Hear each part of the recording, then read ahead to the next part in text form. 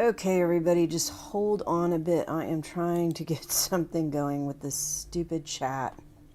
Again, so it showed up that time. It makes no freaking sense. All I can think, let me go to my live scene. All I can think is that when I signed into Streamlabs, it wasn't signed onto my chat.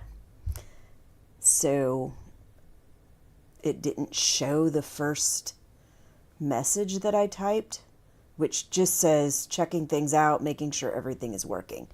And it seems like every time I do the start stream, the start page, it doesn't show the chats until I come back to it, if I come back to it. All right. So today we're going to be reading chapters 8 through 10 of The Handmaid's Tale by Margaret Atwood.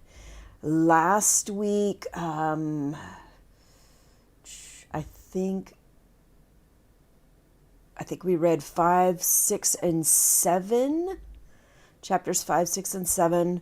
We finished up the walk that Alfred was taking with Glen, and we saw that they went back to the wall again, and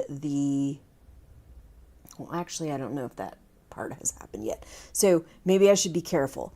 But they did the rest of their walk, and I believe she came back. Let's go ahead and get started with the next chapter, because I don't want to accidentally give away too much that's going to happen in these coming chapters. We'll start with my little image thing that I did. I have turned my desktop audio off, and I had set a bunch of things on my computer to make a bunch of noises, which it sounds like it's still doing. So the system itself, the computer system itself, I had set to make a bunch of sounds, and I thought I turned it off, but I'm not sure that I got all of them off. So I don't know if that means that the chat box will make that noise. I don't know if it means that any other things that come up will make noise that would usually be played on the desktop. But I do have it set so that chats and alarms and things like that have their own separate track that they should come in on, and they should come in on the live stream also. So let's hope. Okay, so we're on the intermission screen. I'm going to do chapter 8 first. This is from part 4, called The Waiting Room.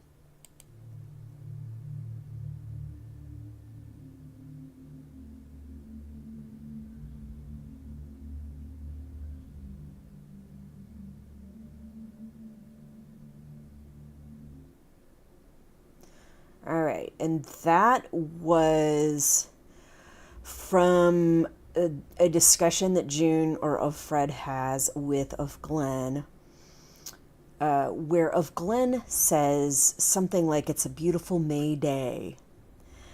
And I believe that is foreshadowing, that is her trying to, that is Glen trying to get a better perspective on whether she can trust Fred with new information. Because everything we've seen up to this point on their walks is that they both are kind of doing the prescripted things that Gilead has told them to do. They're both very regimented, and to each of them, they are supposed to be each other's spies, and to each of them, they probably look like they're a true believer, like they are really all in it. And later on, we're going to find out that's not actually the case. Now, Fred she's still at a point where she's really trying to follow the rules. She's really trying to keep her head down, not stick her neck out too much. She doesn't want to get caught. She doesn't want to get killed. She doesn't want to get messed up, because she wants to be able to last so she can eventually, hopefully, find a way to get her kid out. Anyway, let's go ahead and start this reading. I need to go to the correct page. And off of there. All right. Okay, so I like to start on the front page. But then... All right, so we're on part 4, waiting room. And if you've read this before, maybe you're thinking the waiting room like when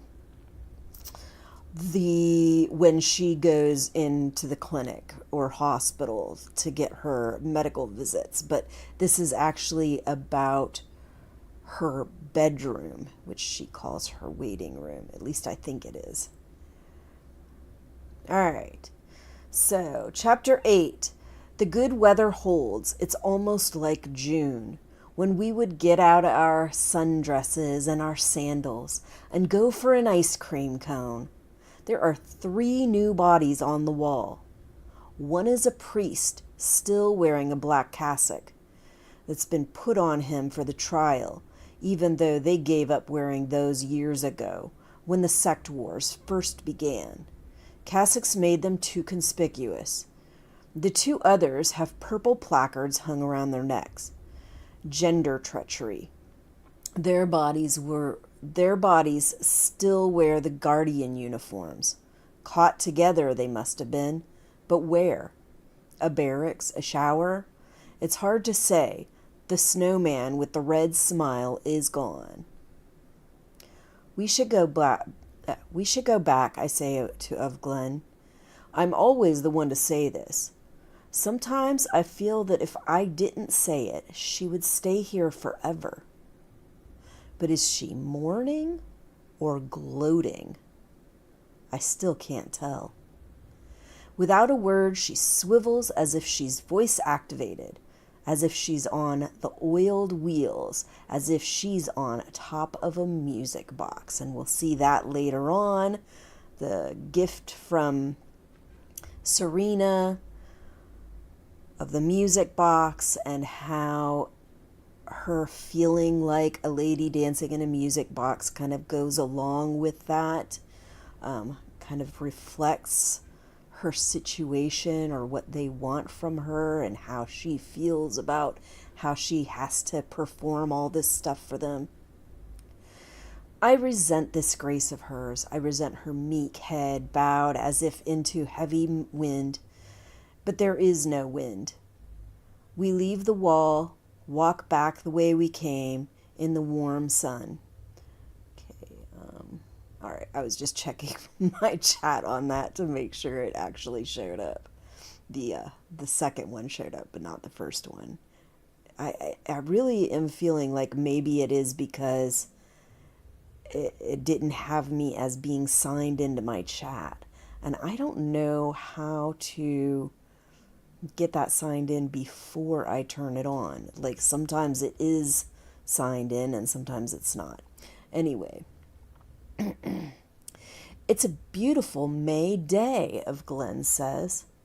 I feel rather than see her head turn towards me, waiting for a reply. And see, this is why I think she's intentionally like testing the waters. How does June respond?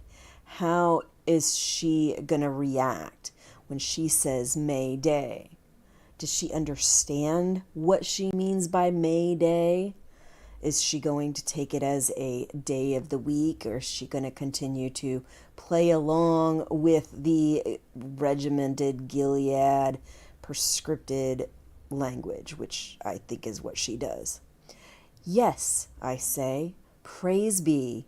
I add as, yes, I say, praise be, I add as an afterthought. May Day used to be a distress signal a long time ago, in one of those wars we studied in high school. I kept getting them mixed up, but you could tell them apart by the airplanes if you paid attention. It was Luke who told me about May Day, though. Mayday, mayday for pilots whose planes had been hit. And ships, was it ships too? At sea? Maybe it was SOS for ships. I wish I could look it up. And it was something from Beethoven for the beginning of the victory in one of those wars. Do you know what it came from? Said Luke. Mayday? No, I said. It's a strange word to use for that, isn't it? Newspapers and coffee on Sunday mornings before she was born. There were still newspapers then. We used to read them in bed. It's French, he said, from Medes. Help me. Now, I don't understand where that help me is for, because she's kind of going back and forth between these past memories and the current situation, stuff like that. And plus, I think eventually she goes back to stuff that Aunt Lydia is saying. So anyway, coming towards us, there's a small procession, a funeral. 3 women, each with a black transparent veil thrown over her headdress. An Econo wife and 2 others. The mourners, also Econo wives, her friends perhaps. Their striped dresses are worn-looking, as are their faces. Some day, when times improve, says Aunt Lydia, no one will have to be an Econo wife. Okay, so I'm just checking my sound. I'm like so worried that stuff is not going to be right on here. And I'll go back and check it later. I did decide instead of doing the premieres, I'm just going to do live streams. I had a problem last week, I think, with trying to juggle things at the right time, get it recorded and then get it posted. And I had messed up when I was going to do stuff. Plus I had a Night of the Seven Kingdoms after watch that I was going to do right after. And I ended up having to start late. So I decided it'll be easier if I just live stream it and then I'll check the live stream later. I did put it on low latency, so far it looks clear and I don't see any blurring, but we'll see. We'll see later on. All right, let's see. The first one is the bereaved, the mother. She carries a small black jar. From the size of the jar, you can tell how old it was when it foundered. Inside her flowed to its death. 2 or 3 months, too young to tell whether or not it was an unbaby. The older ones, and those that die at birth, have boxes. So in this they're talking about a miscarried baby, and it's too young to still be able to tell if it's got major deformities or anything. So very early in the pregnancy, or at least early for them. I don't know exactly what technology they're using to check these things. If they're using regular ultrasounds and stuff like that, then they can probably tell pretty well how far along she is and everything. But if they're not, then, exactly what are they using to decide whether a fetus is an unbaby or not, and at what point do they know? But she says 2 or 3 months, so in that first trimester of pregnancy. And then she says after that point, the older ones that die, whether it be miscarriage further along in the pregnancy or at birth, they get boxes rather than a small black jar. We pause out of respect while they go by. I wonder if Glenn feels what I do. A pain, like a stab in the belly.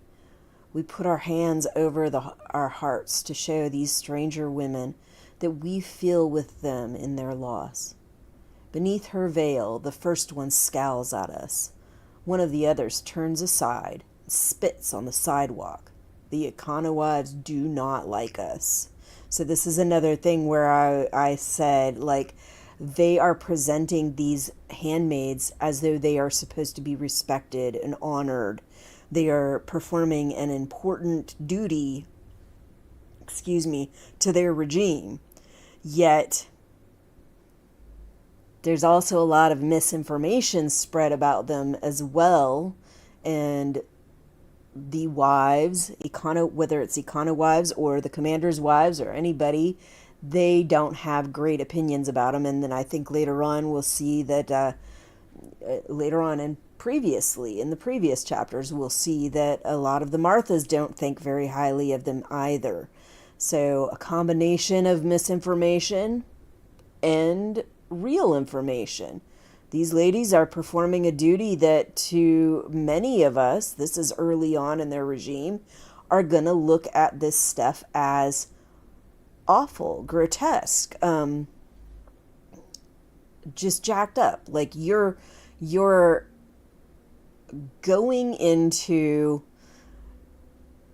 a couple's relationship. You are being forced to have sex with them, but they don't look at it that way. They look at it as this is your choice, like you chose this.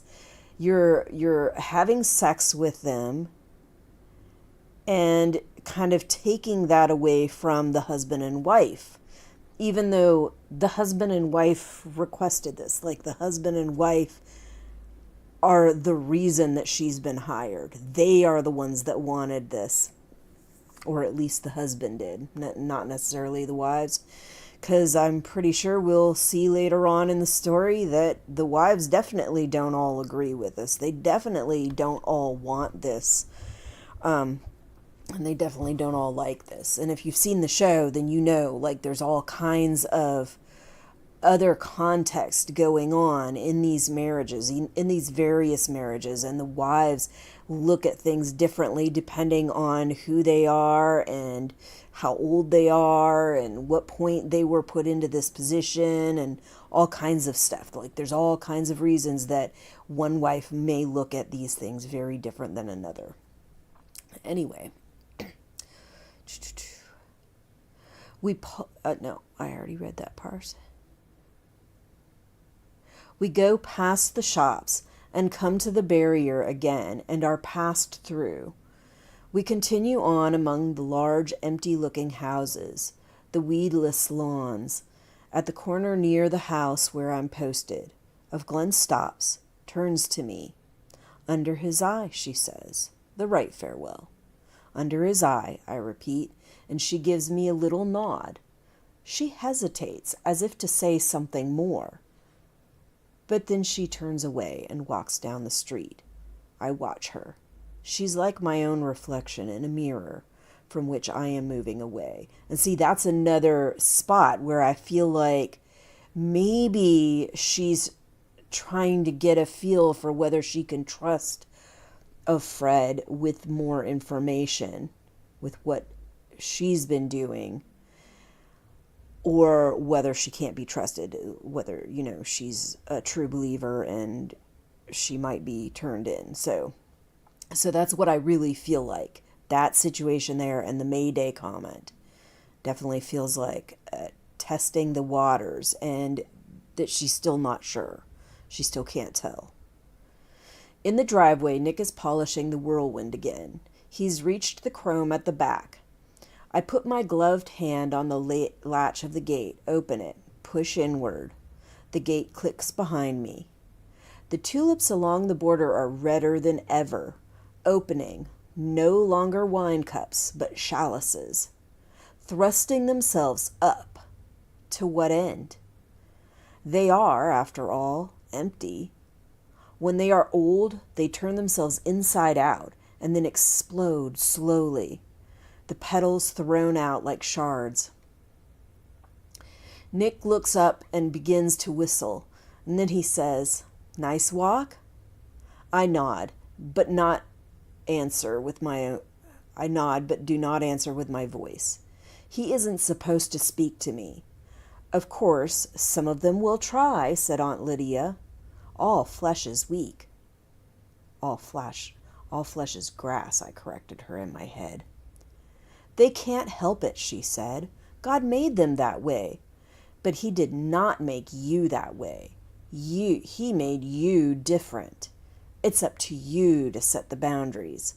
later you will be thanked. And so that we come to this idea again that the men have no self-control over themselves. They're going to do things that men do, and it's up to the women to stop them from doing those things. And I think most of us that have been through stuff where we were doing everything right and we were still harassed or attacked or raped or any number of things, know that doesn't really stop them from doing what they're doing. They treat us like we're their possessions, like they can do what they want with us.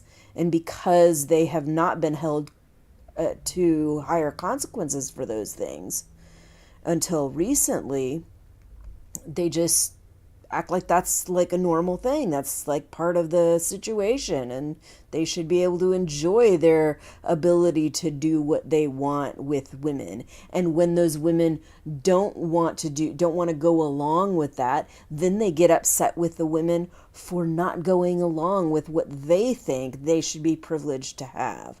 So yeah, it's just and then the comment, later you will be thanked. And we have seen on the show, those of us that watch the show, later on, how they've been thanked for this. Like, and finally, towards the end of the series on the TV show, Aunt Lydia starts to really see that all these ideas that she had, these idealistic ideas that she had about how Gilead is going to make things better for women, are really far-fetched. Her idea that they're born this way, this is how God made them, like they can't help it, I think does come into play, though, even at the end, where she's like, where she sees this as, this is, like the men doing the things they do, even when you put in these borders, even when you put in these regulations and everything, and make things harder for them to do these things, they're still going around doing shit. So even when the entire freaking regiment, the entire society is set up to do all the right things, guess what? These men are still harassing, assaulting, raping, and all kinds of other shit. The females in their lives. And the females they come across. And they don't even have to be a part of their life. They could be a freaking random acquaintance, and they'll still do unsavory shit with them that they shouldn't be doing. And they still expect the females to hold them accountable rather than them hold themselves accountable. Anyway, let's move on with this. In the garden behind the house of the commander's wife, the commander's wife is sitting in the chair that she had brought out. Serena Joy. What a stupid name. It's like something you'd put on your hair in the other time. The time before, to straighten it. Serena Joy, it would say on the bottle, with a woman's head in cut paper silhouette on a pink oval background with scalloped gold edges. With everything to choose from in the way of names, why did she pick that one? Serena Joy was never even her real name. Not even then. Her real name was Pam. I read that in a profile on her in a news magazine, long after I'd first watched her singing while my mother slept on Sunday mornings. By that time, she was worthy of a profile. Time or Newsweek it was, must have been. She wasn't singing anymore by then. She was making speeches. She was good at it.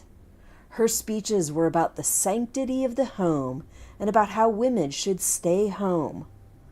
But Serena Joy didn't do this to herself. She made speeches instead, but she presented this failure of hers as a sacrifice that she was making for the good of all.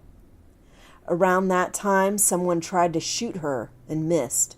Her secretary, who was standing right behind her, was killed instead.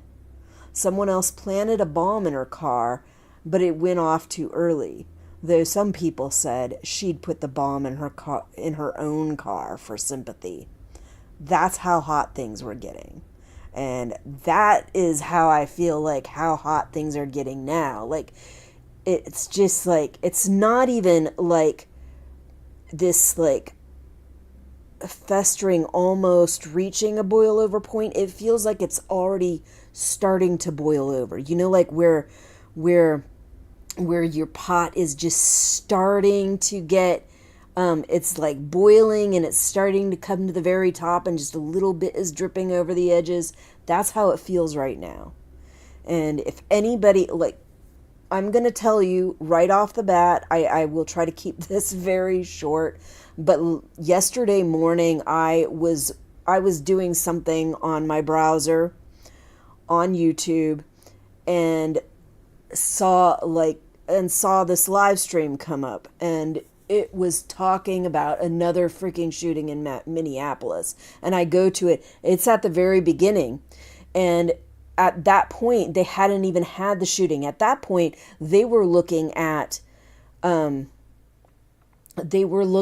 footage of where ICE was attacking this guy. The guy was trying to get away from ICE, whatever. It was before he defended the girl that had been pushed by them, before he initially had. And this is like the result of it.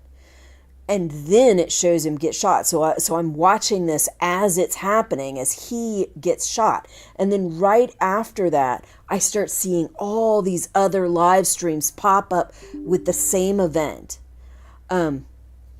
So like from the very beginning, I was watching this, and then that was, I think, an 18-minute video, and that ended, and then it automatically started playing another one about the same thing, and so I started watching that, and I'm telling you, like, I keep hearing these comments from the other side that they should just do what they're told, they should just do the right thing. Every time. And it is the same argument I've seen every single time I've seen a person of color get hurt or shot or killed by a police officer. And these are not police officers. Don't think they're police officers. They are not. They are law enforcement. But they are law enforcement for immigration and border control. Not local police.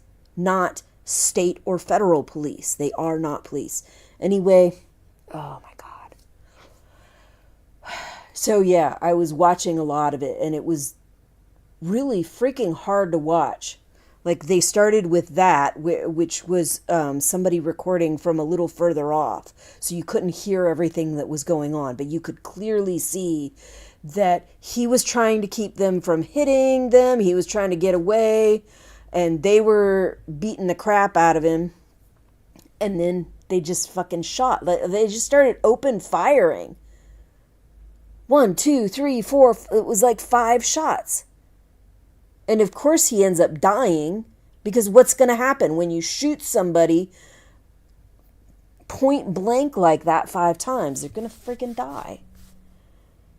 And then later on, they're like, oh, well, he had a gun. And then later on, after that, you find out, yeah, he had a gun that he told them about because he has an open carry freaking license. So he was carrying his weapon because he legally is allowed to carry his weapon, which all you Second Amendment people should be like in an uproar over. He's legally allowed to carry his weapon, but he'll be assassinated for it. Because they acted like he was trying to shoot them. But at no point in time was he actually trying to grab his gun. They actually had taken his gun before they started shooting him. Like, think about that. They took his gun away. They pushed him onto the floor. They beat him, and there were several officers there. Kept beating him And then one of them takes out his gun and starts open firing on him. Like, what the actual fuck? I don't give a damn how much you think that somebody should just follow the rules and do exactly what they're supposed to do. What happened to these Second Amendment people that are like, oh, we need our guns to rise up against a tyrannical government? Yeah, if the tyrannical government is being led by the people that you supported, that you voted for, you're totally fine and okay with it. But if it's the other side, if it's Democrats and they're doing anything even like remotely close to as fucking horrible and unconstitutional and illegal and undemocratic as the shit that they've been doing, they would be in an uproar. We've heard over and over again the many, many things that they want various Democrats locked up for. And they're so fucking tame compared to this shit. Anyway, I'm going to stop because that is not what we're here for. Just, it's very frustrating. It's very frustrating. Holy cow.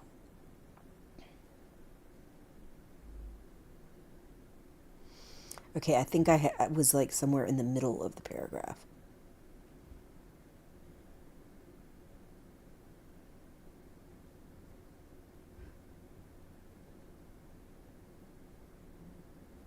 No, because I had already read that part. That's how hot things were getting. That's because that's what made me think about this whole thing. And I was going to bring it up earlier, which I probably would have been less hot about it if I had brought it up earlier, but touche. Luke and I would watch her sometimes on the late night news. Bathrobes, nightcaps.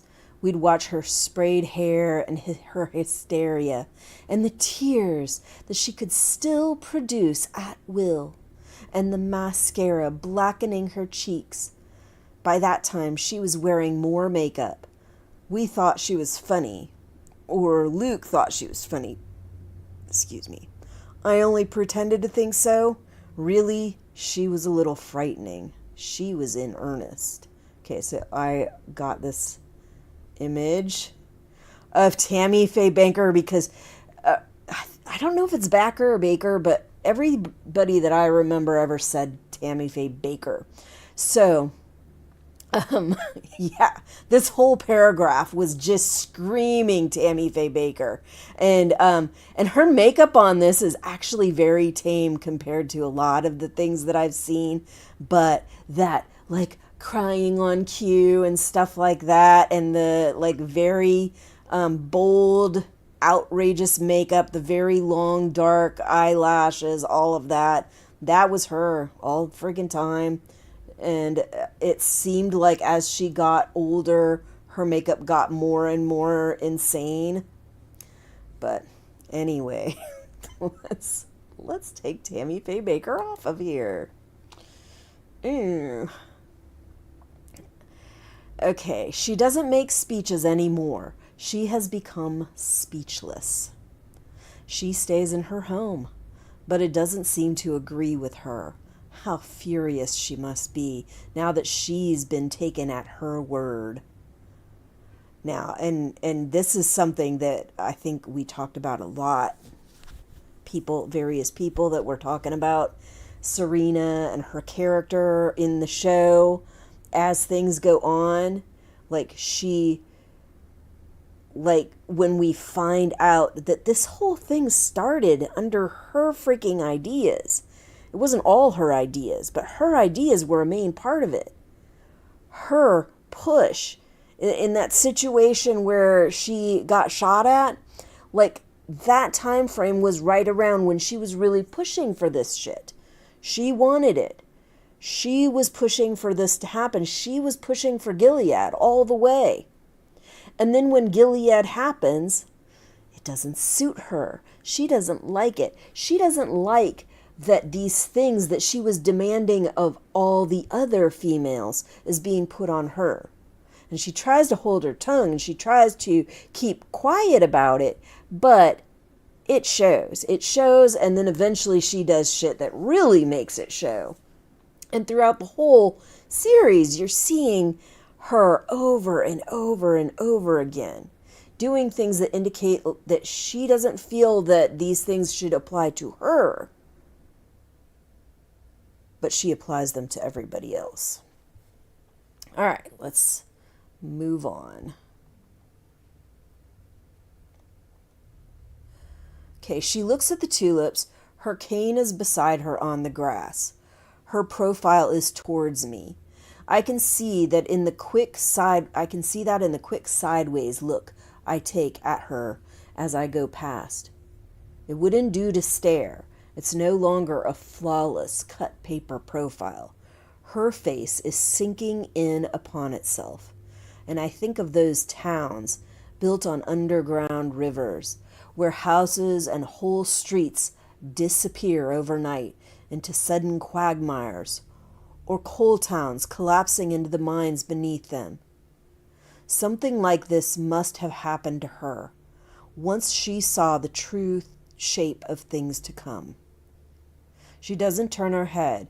She doesn't acknowledge my presence in any way, although she knows I'm there. I can tell she knows. It's like a smell, her knowledge. Something gone sour, like old milk. It's not the husbands you have to watch out for, said Aunt Lydia. It's the wives. You should always try to imagine what they must be feeling.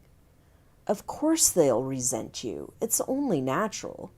Try to feel for them. Aunt Lydia thought she was very good at feeling for other people. Try to pity them. Forgive them, for they know not what they do. Again, the tremulous smile of a beggar, a weak-eyed blinking, the gaze upwards, through the round steel-rimmed glasses towards the back of the classroom, as if the green-painted plaster ceiling were opening and God on a cloud of pink pearl face powder were coming down through the wires and sprinkler plumbing. You must realize that they are defeated women. They have been unable. Her voice broke off, and there was a pause, during which I could hear a sigh, a collective sigh from those around me. It was a bad idea to rustle or fidget during these pauses. Aunt Lydia might look abstracted, but she was aware of every twitch, so there was only the sigh. The future is in your hands, she resumed. She held her own hands out to us, the ancient gesture that was both an offering and an invitation. To come forward into an embrace and acceptance. In your hands, she said, looking down at her own hands as if they had given her the idea. But there was nothing in them. They were empty. It was our hands that were supposed to be full of the future, what could be held but not seen. I walk around to the back door, open it, go in, set my basket down on the kitchen table. The table has been scrubbed off, cleared of flour. Today's bread, freshly baked, is cooling on its rack. The kitchen smells of yeast, a nostalgic smell. It reminds me of other kitchens that were mine. It smells of mothers, although my own mother did not make bread. It smells of me in former times when I was a mother. This is a treacherous smell, and I know I must shut it out. Rita's there, sitting at the table, peeling and slicing carrots. Old carrots, they are. Thick ones, overwintered, bearded from their time in storage. The new carrots, tender and pale, won't be ready for weeks. The knife she uses is sharp and bright and tempting. I would like to have a knife like that. I would like to have a knife like that. Yeah, why would she want a knife like that? And we see that in multiple spots later on, too. Rita stops chopping the carrots, stands up, takes the parcels out of the basket, almost eagerly. She looks forward to seeing what I've brought, although she always frowns while opening the parcels. Nothing I bring fully pleases her. She's thinking she could have done better herself. She would rather do the shopping, get exactly what she wants. She envies me the walk. In this house, we all envy each other something. They've got oranges, I say, at Milk and Honey. There are still some left. I hold out this idea to her, like an offering. I wish to ingratiate myself. I saw the oranges yesterday, but I didn't tell Rita that. Yesterday, she was too grumpy. I could get some tomorrow if you'd give me the tokens for them. I hold out the chicken to her. She wanted steak today, but there wasn't any. Rita grunts, not of revealing pleasure or acceptance. She'll think about it, the grunt says, in her own sweet time. She undoes the string on the chicken and the glazed paper. She prods the chicken, flexes a wing, pokes a finger into the cavity, fishes out the giblets.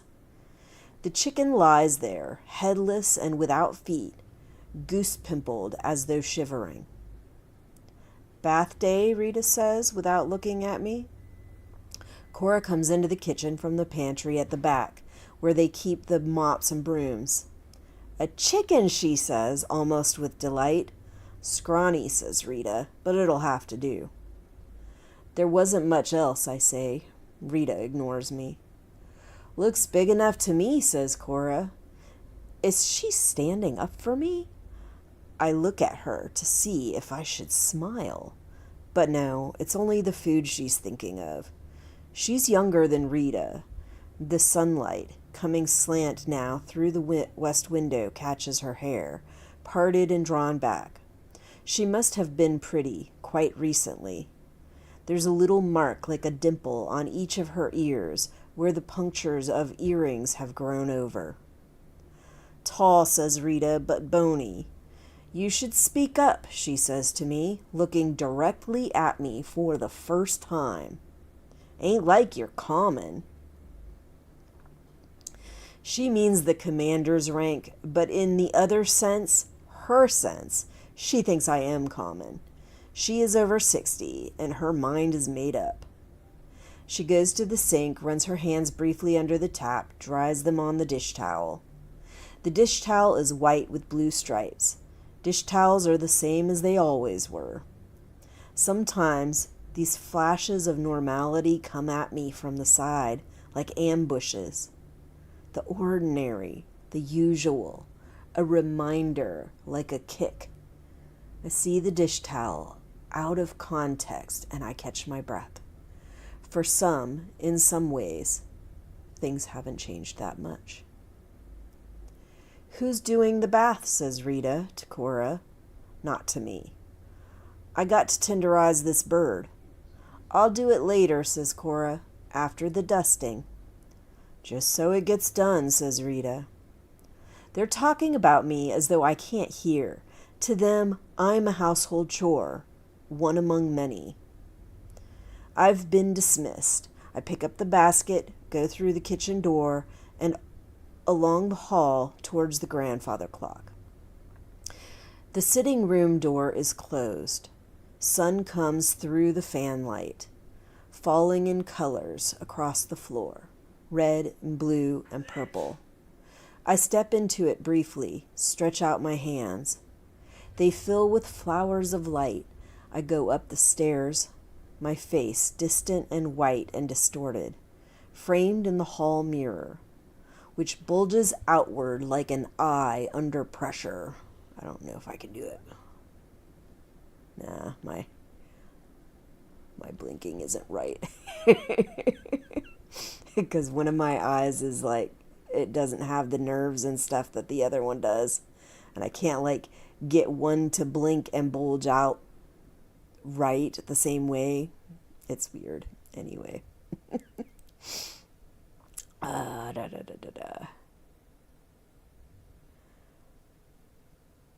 Okay, I follow the dusty pink runner down the long upstairs hallway back to the room. There's someone standing in the hall near the door to the room where I stay. The hall is dusky. This is a man.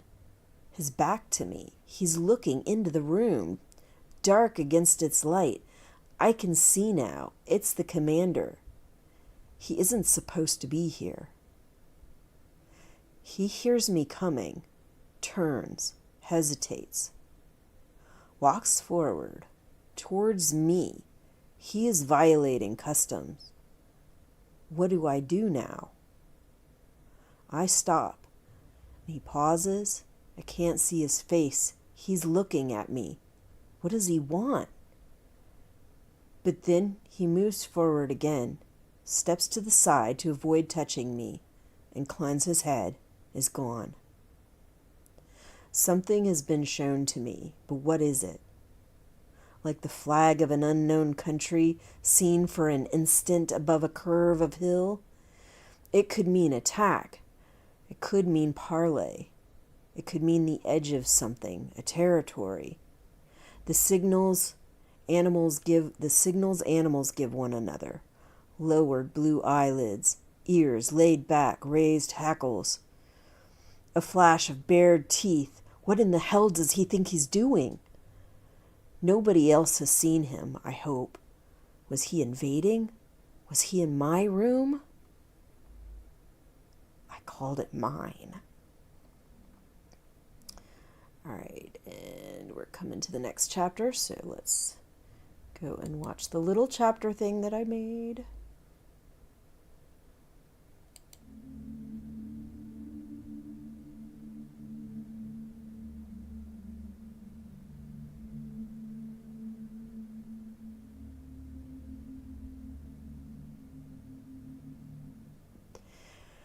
All right, and so that's the waiting room. That's where this part of the book comes from, the waiting room. Chapter 9, my room then. There has to be some space, finally, that I claim as mine, even in this time. I'm waiting in my room, which right now is a waiting room. When I go to bed, it's a bedroom. The curtains are still wavering in the small wind. The sun outside is still shining, though not in through the window directly. It has moved west. I am trying not to tell stories. Or at any rate, not this one. Okay, so I wanted to kind of comment before I get all choked up about what's coming, about how she talks about how there's like this small little bit of wind coming through, and she talks about the lighting and how it's changed from one direction to another direction in the window. And that's something that I think they just really did a very phenomenal job at in the show, is showing, using the light to really like enhance these shots that they had in the TV show. It's definitely, even if you don't want to ever watch the full show, it's definitely worth taking a look at. Or even just watch somebody's reactions and see them talking about it. There's, I was going to bring up somebody that does discussions about them, but they mostly do discussions without really talking a lot, without really showing a lot of that stuff. But there is another group that did podcasts for them, for that show. And they do a very good job about talking about stuff like that. The positioning of things in the shots, the lighting, symbolism, all kinds of stuff. So they might be worth looking at. I will have to look up the name of the channel so I can bring it up next time, I guess. All right. Someone has lived in this room before me. Someone like me, or I prefer to believe so. I discovered it 3 days after I was moved here. I had a lot of time to pass. I decided to explore the room, not hastily. as one would explore a hotel room, expecting no surprise, opening and shutting the desk drawers, the cupboard doors, unwrapping the tiny individually wrapped bar of soap, prodding the pillows. Will I ever be in a hotel room again? How I wasted them. Those rooms, that freedom from being seen. Rented license. In the afternoons when Luke was still in flight from his wife, when I was still imaginary for him, before we were married and I solidified, I would always get there first, check in. It wasn't that many times, but it seems now like a decade, an era. I can remember what I wore, each blouse, each scarf. I would pace, waiting for him, turn the television on and then off, dab behind my ears with perfume. Opium it was. It came in a Chinese bottle, red and gold. Now this reveals one of the main reasons that Gilead claims that they have kidnapped her and taken her child. According to Gilead, she was guilty of the sin of adultery by engaging in a sexual relationship with her husband before he had divorced his wife. The way Gilead is, I am not sure if he had actually divorced his wife, if they would still consider it adultery. Because some of that stuff, they look very narrowly, like, no, once you're married, like that kind of thing.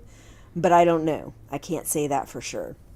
I just know that a lot of stuff, it seems like that. They ignore large portions of the Bible, but the stuff they focus on, they focus on it very intensely and very narrowly. So, like narrowly as in make it more extreme and more rigid. Anyway, but yeah, they use that as an excuse for everything they did. Taking her kid away, making her a handmaid. They know she has a kid, that she gave birth, and it wasn't terribly long ago. I think her daughter was 5 when they took her. And so that means she's got good ovaries.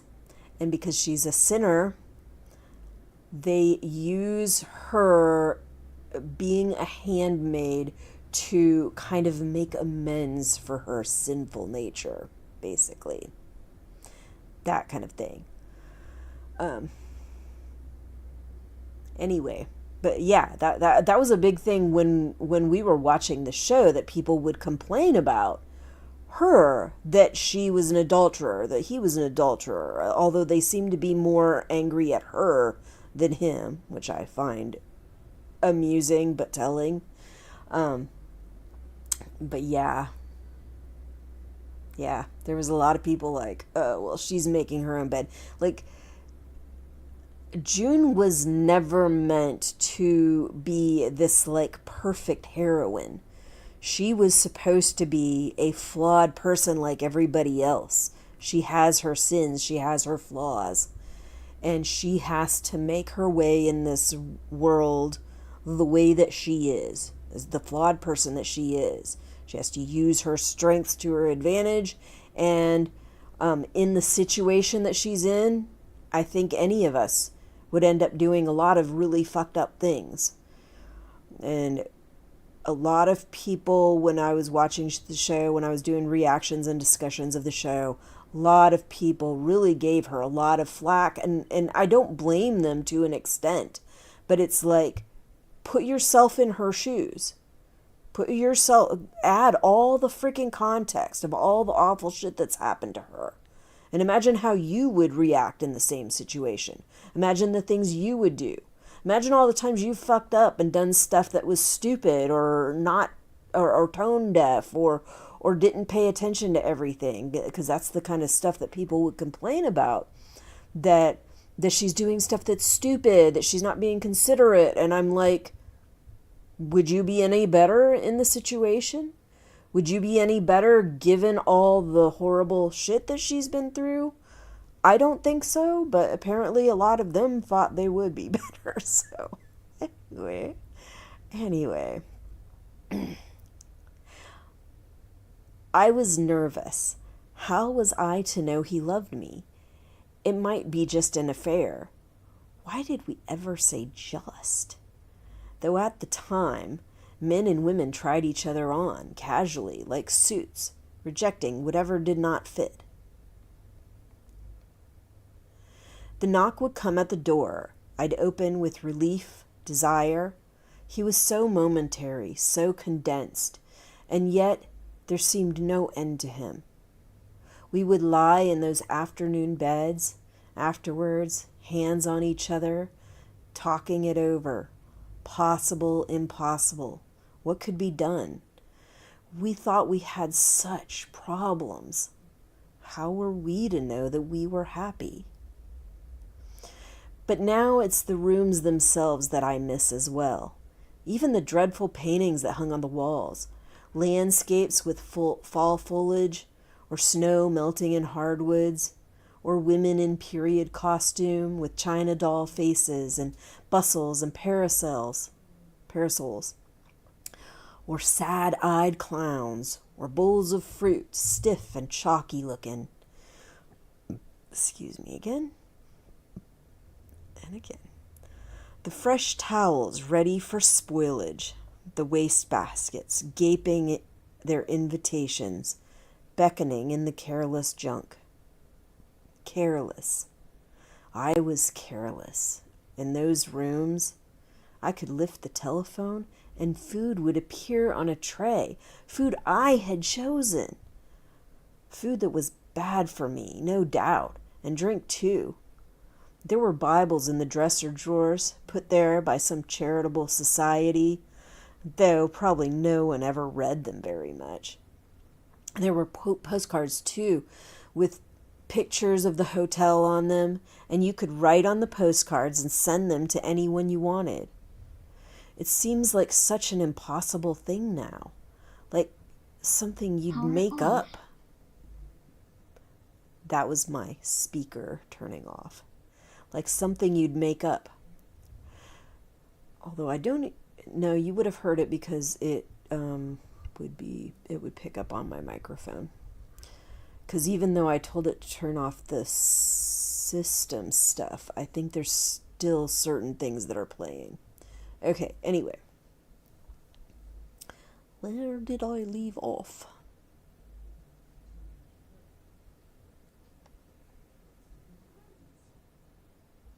Okay, like something you'd make up. So I explored this room not hastily, then, like a hotel room, wasting it. I didn't want to do it all at once. I wanted to make it last. I divided the room into sections in my head. I allowed myself one section a day. This one section I would examine with the greatest minuteness. The unevenness of the plaster under the wallpaper, the scratches in the paint of the baseboards and the windowsill, under the top coat of paint, the stains on the mattress, for I went so far as to lift the blankets and sheets from the bed, fold them back, a little at a time, so they could be replaced quickly if anybody came. The stains on the mattress, like dried flower petals, not recent. Old love. There's no other kind of love in this room now. Old love. There's no other kind of love in this room now. When I saw that evidence left by two people of love or something like it, desire at least touch, between two people, now perhaps old or dead, I covered the bed again and lay down on it. I looked up at the blind plaster eye in the ceiling. I wanted to feel Luke lying beside me. I have them, these attacks of the past, like faintness, a wave sweeping over my head. Sometimes it can hardly be borne. What is to be done? What is to be done, I thought. There is nothing to be done. They also serve who only stand and wait, or lie down and wait. I know why the glass in the window is shatterproof. and why they took down the chandelier. I wanted to feel Luke lying beside me, but there wasn't room.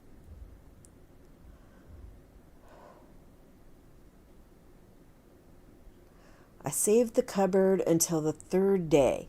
I looked carefully over the door first, inside and out. Then the walls with their brass hooks. How could they have overlooked the hooks? Why didn't they remove them? Too close to the floor? But still, a stocking, that's all you'd need. And the rod with the plastic hangers, my dresses hanging on them. The red woolen cape for cold weather, the shawl. I knelt to examine the floor, and there it was, in tiny writing. Quite fresh it seemed, scratched with a pin or maybe just a fingernail in the corner where the darkest shadow fell. Nolite te bastardos carborundorum. I didn't know what it meant or even what language it was in. I thought it might be Latin, but I didn't know any Latin.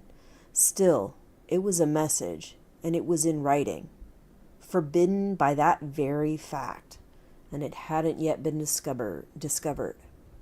And it hadn't yet been discovered, except by me, for whom it was intended. It was intended for whoever came next. It pleases me to ponder this message. It pleases me to think I'm communing with her, this unknown woman, or if known, she has never been mentioned to me. It pleases me to know that her taboo message made it through to at least one other person, washed itself up on the wall of my cupboard, was opened and read by me. Sometimes I repeat the words to myself. They give me a small joy. When I imagine the woman who wrote them, I think of her as about my age, maybe a little younger. I turn her into Moira as she was when she was in college, in the room next to mine. Quirky, jaunty, athletic, with a bicycle once, and a knapsack for hiking. Freckles, I think, irreverent and resourceful. I wonder who she was or is, and what's become of her. I tried that out on Rita the day I found the message. Who was the woman who stayed in that room, I said. Before me. If I'd asked it differently, if I'd said, was there a woman who stayed in that room before me? I might not have got anywhere. Which one, she said. She sounded grudging, suspicious. But then she almost always sounds like that when she speaks to me. So there have been more than one. Some haven't stayed their full term or posting, their full 2 years. Some have been sent away for one reason or another, or maybe not sent, but gone. The lively one, I was guessing, the one with freckles. You know her? Rita asked, more suspicious than ever. I knew her before, I lied. I heard she was here. Rita accepted this. She knows there must be a grapevine, an underground of sorts. And we'll see more of that later on. A lot of this stuff in here, like we'll see more of that stuff later on. The feeling of finding out there's this message left for you and getting these messages. Like, this is the first one, this first message that she finds from this person that was previously there before her, who is in the same perilous position. And Rita seems to know who she was, but she doesn't talk to her about it. But she does at least give her enough information that she knows there's been more than one person there before, and that Rita doesn't want to talk to her about it.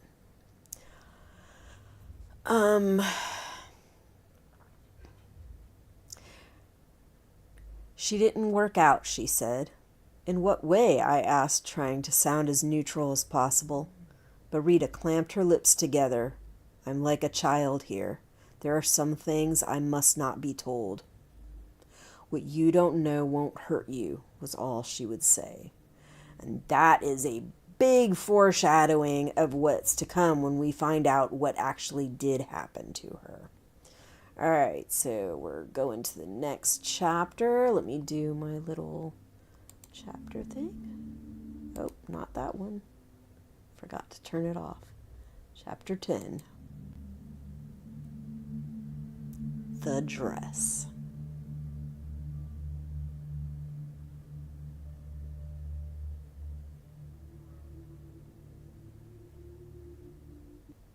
There was another picture they had of a lady wearing the dress, and it said something about wearing the red dress, which I thought was really nice. I liked the imagery and everything. But I don't know. It was the wrong direction. I was worried that trying to get it the right position and trying to stretch it out and everything might make it look not good. I did find, I think it was like a Facebook reel or something, where the image actually originally came from, but I wasn't sure that I wanted to use a moving image for it, since I have that specific setup for those images, so I just used that one. All right, let's go on to the next chapter.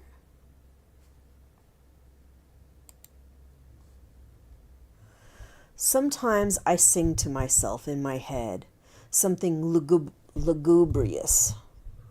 I don't know what lugubrious means. Mournful, Presbyterian. Amazing grace, how sweet the sound, could save a wretch like me, who once was lost, but now am found, was bound, but now am free. I don't know if the words are right. I can't remember. Such things are not sung anymore in public, especially the ones that use words like free. They are considered too dangerous. They belong to outlawed sects. I feel so lonely, baby. I feel so lonely, baby. I feel so lonely, I could die. This too is outlawed. I know it from an old cassette tape of my mother's. She had a scratchy and untrustworthy machine, too, that could still play such things. She used to put the tape on when her friends came over and they'd had a few drinks. I don't sing like this often. It makes my throat hurt. There isn't much music in this house, except what we hear on the TV. Sometimes Rita will hum while kneading or peeling, a wordless humming, tuneless, unfathomable. And sometimes, from the front sitting room, there will be the thin sound of Serena's voice, from a disc made long ago, and played now with the volume low, so she won't be caught listening as she sits there knitting, remembering her own former and now amputated glory. Hallelujah. It's warm for this time of year. Houses like this heat up in the sun. There's not enough insulation. Around me, the air is stagnant. Despite the little current, the breath coming in past the curtains, I'd like to be able to open the window as wide as it could go. Soon we'll be allowed to change into the summer dresses. The summer dresses are unpacked and hanging in the closet, 2 of them, pure cotton, which is better than synthetics like the cheaper ones. Though even so, when it's muggy in July and August, you sweat inside them. No worry about sunburn, though, said Aunt Lydia. The spectacles women used to make of themselves, oiling themselves up like roast meat on a spit, and bare backs and shoulders on the street, in public, and legs, not even stockings on them. No wonder why those things used to happen. things. The word she used when whatever it stood for was too distasteful or filthy or horrible to pass her lips. A successful life for her was one that avoided things, excluded things. Such things did not happen to nice women, which we already talked about. That is not true. And not good for the complexion. Not at all. Wrinkle you up like a dried apple. But we weren't supposed to care about our complexions anymore. She'd forgotten that. In the park, said Aunt Lydia, lying on blankets, men and women together sometimes. And at that, she began to cry, standing up there in front of us in full view. I'm doing my best, she said. I'm trying to give you the best chance that you can have. She blinked. The light was too strong for her. Her mouth trembled around her front teeth. Teeth that stuck out a little and were long and yellowish. And I thought about the dead mice we would find on our doorstep when we lived in a house, all three of us, 4 counting our cat, who was the one making these offerings. Aunt Lydia pressed her hand over her mouth of a dead rodent. Over her mouth of a dead rodent. Wow. After a minute, she took her hand away. I wanted to cry, too, because she reminded me. If only he wouldn't eat half of them first, I said to Luke. Don't think it's easy for me either, said Aunt Lydia. Moira, breezing into my room, dropping her denim jacket on the floor. Got any cigs, she said. In my purse, I said. No matches, though. Moira rummages in my purse. You should throw out some of this junk.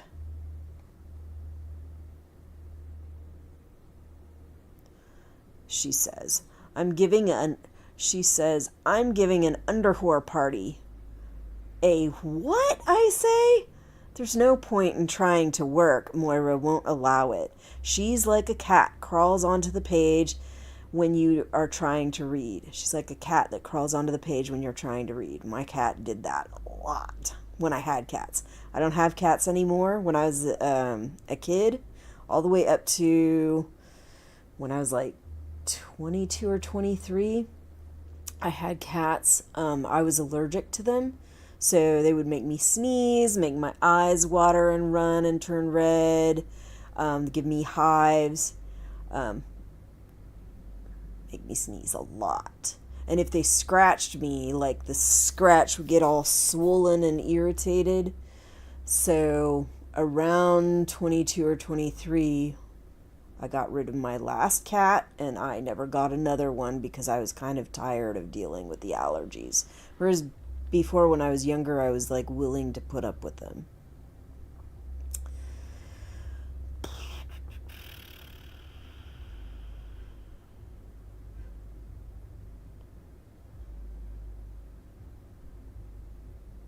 Oh, the cat, okay, I see. I was like, where's the cat thing? Okay. You know, like Tupperware, only with underwear. Tart stuff. Lace crotches, snap garters, bras that push your tits up. She finds my lighter, lights the cigarette she's extracted from my purse. Want one? Tosses the package with great generosity, considering they're mine. Thanks, Piles, I say sourly. You're crazy. Where'd you get an idea like that? Working my way through college, says Moira. I've got connections. Friends of my mother's. It's big in the suburbs. Once they start getting age spots, they figure they've got to beat the competition. The porno marts and what have you. I'm laughing. She always made me laugh. But here, I say, who'll come? Who needs it? You're never too young to learn, she says. Come on, it'll be great. We'll all pee our pants laughing. Is that how we lived then? But we lived as usual. Everyone does, most of the time. Whatever is going on is as usual. Even this is as usual now. We lived as usual by ignoring. Ignoring isn't the same as ignorance. You have to work at it. Nothing changes instantaneously. In a gradually heating bathtub, you'd be boiled to death before you knew it. There were stories in the newspapers of corpses to corpses. Bleh. There were stories in the newspapers, of course. Corpses in the ditches or the woods, bludgeoned to death or mutilated, interfered with, as they used to say. But they were about other women. And the men who did such things were other men. None of them were the men we knew. The newspaper stories were like dreams to us. Bad dreams, dreamt by others. How awful, we would say. And they were. But they were awful without being believable. They were too melodramatic. They had a dimension that was not the dimension of our lives. We were the people who were not in the papers. We lived in the blank white spaces at the edges of print. It gave us more freedom.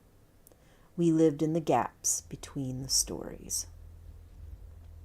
So when I first read that section, I thought they might have been talking about stories of Gilead at first, but then it goes on to talk about the stories of these women having horrible things done to them, and they're in like porno stories, so they're melodramatic, over the top, and you're like, yeah, I don't like that stuff is like too melodramatic, it's too unbelievable.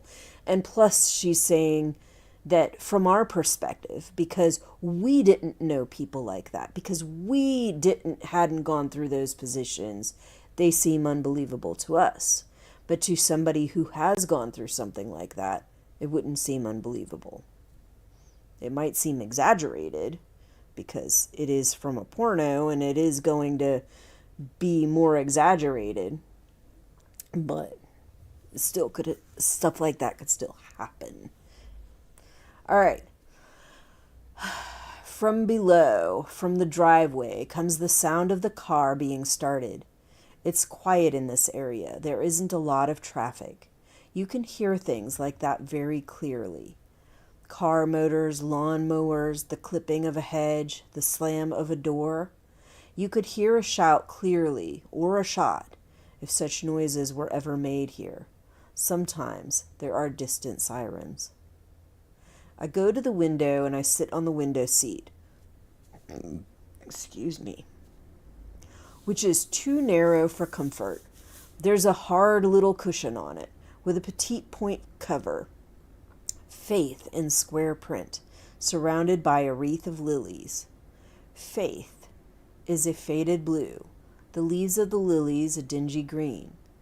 This is a cushion once used elsewhere, worn but not enough to throw out, and somehow it's been overlooked. I can spend minutes, tens of minutes, running my eyes over the print. Faith. It's the only thing they've given me to read. If I were caught doing it, would it count? I didn't put the cushion here myself. The motor turns and I lean forward, pulling the white curtain across my face, like a veil. It's semi-sheer. I can see through it. If I press my forehead against the glass and look down, I can see the back half of the whirlwind. Nobody is there, but as I watch, I see Nick come around the back door of the car, open it, and stand stiffly beside it. His cap is straight now, and his sleeves are rolled down and buttoned. I can't see his face because I'm looking down on him. Now the commander is coming out. I glimpse him only for an instant, foreshortened, walking to the car. He doesn't have his hat on, so it's not a formal event he's going to. His hair is gray, silver you might call it, if you were being kind. I don't feel like being kind. The one before this was bald, so I suppose he's an improvement. If I could spit out the window or throw something, the cushion for instance, I might be able to hit him. Moira and I, with paper bags filled with water bombs they were called, leaning out my dorm window, dropping them on the heads of boys below. It was Moira's idea. What were they trying to do? Climb a ladder for something? For our underwear? That dormitory had once been coeducational. There were still urinals in one of the washrooms on our floor. But by the time I'd go there, they'd put the men and women back where they were. Commander Stoops gets into the car, disappears, and Nick shuts the door. A moment later, the car moves backward, down the driveway and into the street, and vanishes behind the hedge. I ought to feel hatred for this man. I'm pretty sure she's talking about Fred. I ought to feel hatred for this man. I know I ought to feel it. But it isn't what I do feel. What I feel is more complicated than that. I don't know what to call it. It isn't love. And we hear this in other parts. I don't know if we hear it in other parts of the story, but we definitely will hear it later on in the show. We hear it later on, well after this book is done. So, the book stops where the TV show ends the first season. After the first season, it kind of extends on as though we're still sticking with the Handmaid story. So when that season first ended, people weren't sure exactly how they were going to approach the next seasons, but that's what they did. They kind of extended the story out so that you could have this story about what happened with the Handmaid after. And how the Handmaid eventually gets out. Like, she tries over and over and over again to get out, and she also chooses not to leave a couple times when she's trying to get out, when she's trying to get her kid out. So yeah, it just kind of goes through that. All these periods of her trying to get out, trying to get her kid out, and eventually her getting out. But she doesn't get out of her own free will. She gets out because of Moira. Moira is the reason that she got out. Anyway, that's something we could talk more about later. Here, I'm going to put my microphone up here. I had it on my lap. I hope that doesn't cause too much problems with my hands touching the mic. I'll find out later when I'm listening to it. Let's go to live scene. All right, so that is the end of our reading for today. Looks like it was an hour and a half, which I think is decent. It will technically be next week. Tuesday, I do plan on reading, but I was going to start reading at noon, and I cannot do that. My kid is going to be in an appointment. We had to make a sudden appointment because they found something that we need to get checked out. So I am going to be at that appointment at the time that I would have been doing the live stream. What I will probably do, because I also do a live stream for a Night of the Seven Kingdom after watch, is I will probably wait until after I finish A Night of the Seven Kingdoms. So it'll probably be late afternoon, early evening by the time I get to it. So instead of around noon, probably between 3 and 6 p.m. Eastern time. So Florida time. So if you want to come by for that and listen, then that's totally fine. If not, that's fine too. You do you, I'll do me. I like this. This is something that I enjoy doing.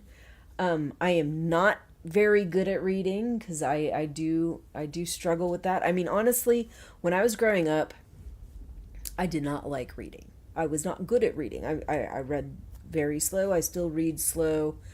Um,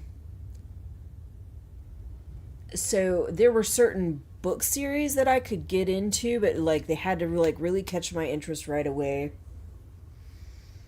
I remember when I was like a preteen, my grandma had gotten me the Laura Ingalls Wilder book set, and I actually enjoyed reading that. That was good. And then there were, oh gosh, what were those books called? They're like mystery books, young kids and adults dealing with like Secret Garden and stuff like that. Um, Anne Rice books, things like that. I could get along with reading. It would just take me a while. But anyway, it wasn't until I became an adult, and even though I still read slow, I started like really liking reading. It just takes me a while, and sometimes I have to go back through things over and over again because I don't retain it very well. But I started really enjoying reading a lot more than I did when I was a kid. So, and Handmaid's Tale to me is it's a really important book, and I really like The Handmaid's Tale. So, and that's why I do these readings and the reactions, the discussions, and when Testament comes out, I'll be doing reactions to that also. Maybe discussions, I don't know though, because there's another show that's coming out around the same time. And I try to stick to a couple things at a time. So that'll be those two plus the anime that I'll be watching with my kid. I haven't decided yet what we're gonna start watching after we're done with um, part one of Tokyo Ghoul, but I think they have something in mind. So we'll be doing that, the anime, and then what's the other stuff going on? Right now we are gonna have A Night of the Seven Kingdoms, Tokyo Ghoul, and then Bridgerton is coming up soon. So I'll be doing that. And then after that, it will be, I think, oh gosh, I moved the paper that I am. I think I have it here.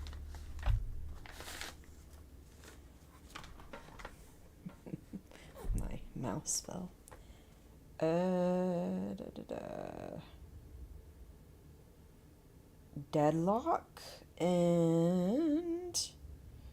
Deadlock and Testaments. So after A Night of Seven Kingdoms and Bridgerton season 4 is done, I'll be switching over to Deadlock and A Night of the Seven Kingdoms, or Deadlock and the Testaments. I will do reactions to Testaments. I will do after watches of Deadlock. Eventually, these things that I'm doing live streams of A Night of Seven Kingdoms and Deadlock, those things eventually I will put reactions to, but it will be later on down the road when I have time. So, anyway, that's all I got for you. I'll see you when I see you. Bye.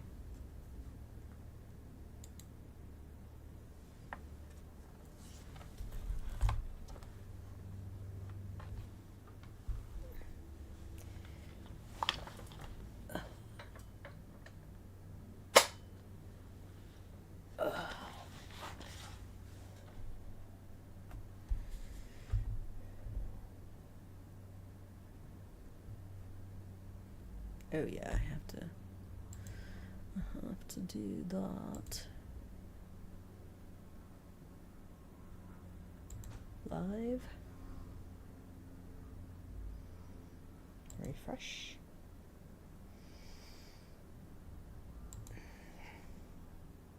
End stream. End.